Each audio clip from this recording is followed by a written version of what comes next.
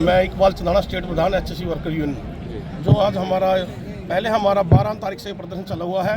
पहले ये प्रदर्शन अपना सेमेंट लेवल पे था, उसके बाद हमारा यूनिट लेवल पे था, उसके बाद हमारा सर्कल लेवल होता है जिसमें यूनिट होते हैं तीनों चारों। उसके बाद हमारा 30/12/2025 को हमारा उत्तरी MD को हमने ज्ञापन दिया। उसके बाद हमारा तीन MD को हमने 30/12 ज्ञापन दिया था। आज हमारा छठा चरण है जो हम दक्षिणी के MD को ज्ञापन देंगे। जो हमारी ऑनलाइन पॉलिसी है और पूरा डिमांड चार्टर हमने दिया हुआ है, जिसमें 14-15 डिमांडें हमारी है।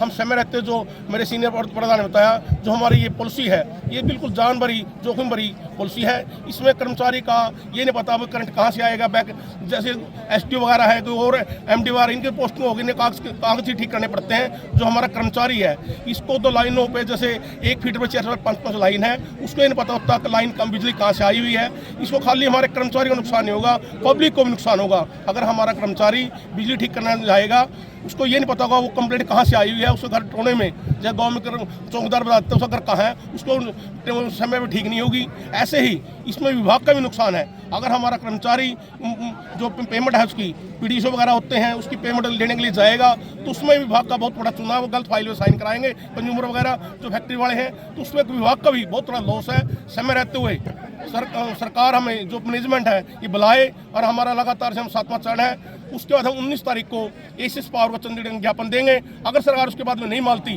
चाहे उसमें कैशलेस की बात है, चाहे उस समान वेतन की बात है, चाहे उस SGRC की बात है, इसमें SGRC के अंदर बहुत सी खामियां भरी हुई है।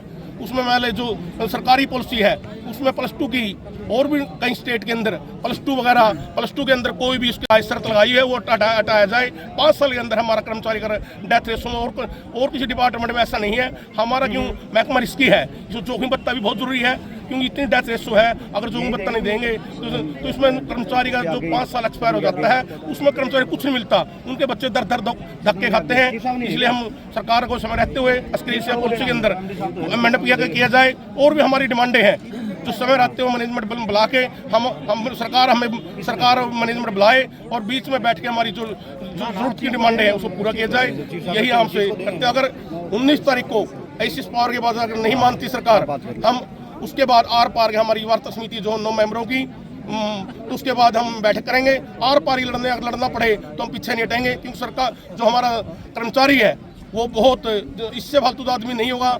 समय रहते हुए अगर आदमी की जान ही चली जाएगी, इसका आदमी फिर बच्चों को क्या करेगा। तो हमारा अगला निर्देश यही है, 19 के बाद हम एक मीटिंग करेंगे। आर पार की लड़ाई का चाहे हमें ब्लैकआउट करना पड़े, चाहे हड़ताल करनी पड़े, पीछे नहीं हटेंगे।